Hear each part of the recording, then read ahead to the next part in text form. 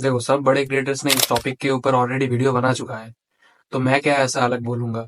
वो तो तुम्हें पूरा वीडियो देखकर ही पता चलेगा। क्या हाल है दोस्तों? तो आज हम एक ऐसे टॉपिक के ऊपर बात करेंगे जो इंडिया में हर साल कंट्रोवर्सी क्रिएट करता है। That is reservation.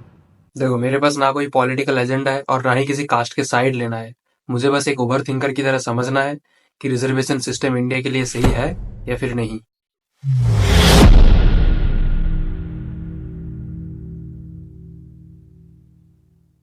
देखो, रिजर्वेशन सिस्टम एक दिन में नहीं बना।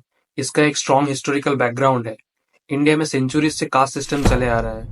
आज लोग कहेंगे कि रिजर्वेशन अनफेयर है, लेकिन पास्ट को देखो तो लोअर कास्ट के साथ जो डिस्क्रिमिनेशन हुआ था वो भी कम अनफेयर नहीं था। पहले के टाइम पे एजुकेशन सिर्फ अपर कास्ट के लिए रिजर्व थी। लोअर कास्ट के साथ अनटचेबिलिटी होती थी। उनको मंदिर, स्कूल, इवन वेल्स तक यूज नहीं करने दिया जाता था। ये कोई कहानी नहीं, ये एक रियलिटी है जो अम्बेडकर जी ने खुद फेस किए थे। ब्रिटिशर्स के टाइम पे लोअर कास्ट के लिए थोड़ी अवेयरनेस आई, लेकिन फिर भी उन्हें इक्वल राइट्स नहीं मिले। रियल चेंज तब आया जब दलित लीडर जैसे ज्योतिबा फूले, डॉक्टर अंबेडकर, इन्होंने मिलकर सिस्टम के अगेंस्ट लड़ना स्टार्ट किया।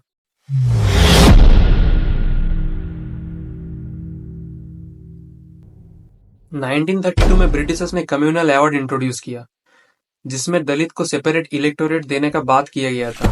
इसका मतलब है दलित सिर्फ दलित कैंडिडेट को ही वोट कर सकते थे। गांधी जी इसके अगेंस्ट में थे, क्योंकि उनका मानना था ये हिंदू सोसाइटी को तोड़ देगा। डॉक्टर अंबेडकर चाहते थे दलित को अलग पॉलिटिकल रिप्रेजेंटेशन मिले। गांधी जी ने इसके अगेंस्ट में फिर पूना जेल में फास्ट भी रखा था। फाइनली 24 सितंबर 1932 गांधी जी और अंबेडकर के बीच एक एग्रीमेंट हुआ, जो पूना पैक्ट कहलाया। इसमें डिसाइड हुआ कि दलित को सेपरेट इलेक्टोरेट तो नहीं मिलेंगे, लेकिन उन्हें रिजर्व सीट दिए जाएंगे, जिससे अंबेडकर जी बिल्कुल खुश नहीं थे।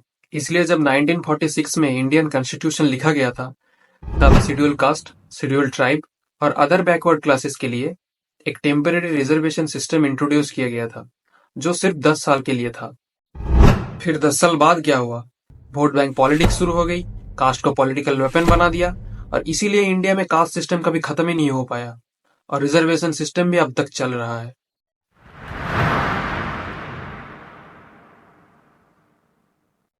अब एक आर्ग्यूमेंट दिया जाता है कि आज के टाइम पे तो डिस्क्रिमिनेशन है ही नहीं, तो ये रिजर्वेशन क्यों चाहिए? देखो, रियलिटी थोड़ी डिफरेंट है। आज भी रूरल इंडिया में लोअर कास्ट के लोगों को अलग बैठने बोला जाता है। मंदिर में एंट्री नहीं दी जाती। मैनुअल स्कैवेंजिंग जैसे काम आज भी लोअर कास्ट के लोगों को दिया जाता है। इंटरकास्ट मैरिज आज भी एक टैबू है।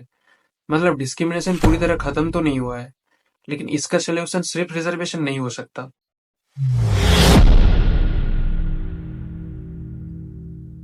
जिस सिस्टम को एक फेयर अपॉर्चुनिटी देने के लिए बनाया गया था, आज वो एक अनफेयर एडवांटेज बन चुका है। कास्ट बेस्ड रिजर्वेशन का मिस यूज हो रहा है। आज एक रिच एसटी एससी भी वही सेम कोटा यूज करता है, जो कि किसी लोअर कास्ट के गरीब स्टूडेंट के लिए होना चाहिए था। अपर कास्ट के इकोनॉमिकली वीक स्टूडेंट के लिए कोई प्रॉपर कोटा नहीं है। अब तुम बोलो कि ईडब्ल्यूएस दिया तो जाता है, लेकिन ईडब्ल्यूएस सिर्फ 10% का होता है, जबकि एसटी एससी और ओबीसी को मिलाकर 50% से ज्यादा रिजर्वेशन दिया जाता है। ईडब्ल्यूएस कोटा लेने के लिए इनकम प्रूफ और भी कई तरह के रेस्ट्रिक्शन होता है, और ईडब्ल्यूएस का वैलिडिटी भी सिर्फ 1 साल का होता है, जबकि कास्ट बेस्ड रिजर्वेशन में फाइनेंशियल स्टेटस मैटर ही नहीं करता, और वैलिडिटी भी लाइफ टाइम।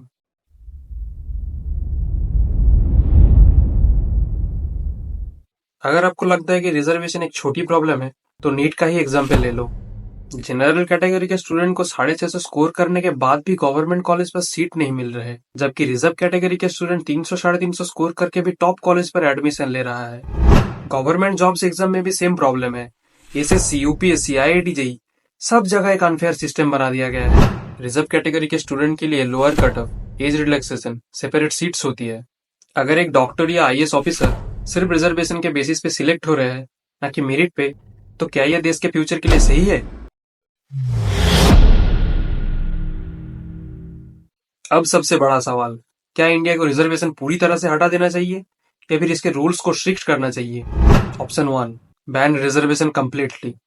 अगर कास्ट बेस्ड रिजर्वेशन हटा दिया जाए, तो एजुकेशन और जॉब्स पर एक्सेस सिर्फ मेरिट बेस्ड होगा। जो लोग डिजर्विंग है, सिर्फ उन्हें ही अपॉर्चुनिटीज मिले, चाहे वो किसी भी कास्ट से हो। Option 2, reform reservation policies. Reservation को कास्ट बेस्ड से हटाकर इकोनॉमिक बेस्ड किया जाए। सिर्फ फाइनेंशियली बैकवर्ड लोगों को ही रिजर्वेशन का बेनिफिट मिले, चाहे वो एससी एसटी हो या फिर जनरल कैटेगरी का कोई गरीब स्टूडेंट। कोटा का मिसयूज रोकने के लिए एक प्रॉपर सिस्टम होनी चाहिए जो हर 10 साल में रिव्यू करेगी। मेरे अकेले के बोलने से कुछ नहीं होगा। सिर्फ एक बंदे के कहने से या फिर वीडियो बना देने से ये सिस्टम नहीं बदलेगा। पूरे यूथ को साथ आना पड़ेगा, तभी कुछ चेंज हो सकता है। अभी रिसेंट बांग्लादेश का ही एग्जाम्पल ले लो। वहाँ स्टूडेंट ने एक अनफेयर कोटा सिस्टम के अगेंस्ट प्रोटेस्ट किया तो पूरा देश हिल गया। वो लोग एक साथ आए, आवाज उठाया और गवर्नमेंट को भी उनके सामने झुकना पड़ा। तो अगर वहाँ के यूथ में इतना दम है तो इंडिया में भी ये पॉसिबल है। अगर कल को तुम्हारे हार्डवर्क की वैल्यू एक कास्ट सर्टिफिकेट के सामने जीरो हो जाए तब क्या करोगे? इसलिए जो डिजर्विंग है सिर्फ उन्हें ही सीट मिलनी चाहिए, चाहे वो किसी भी कास्ट से हो। या तो रिजर्वेशन हटाओ या फिर इसको और स्ट्रिक्ट और लॉजिकल बनाओ।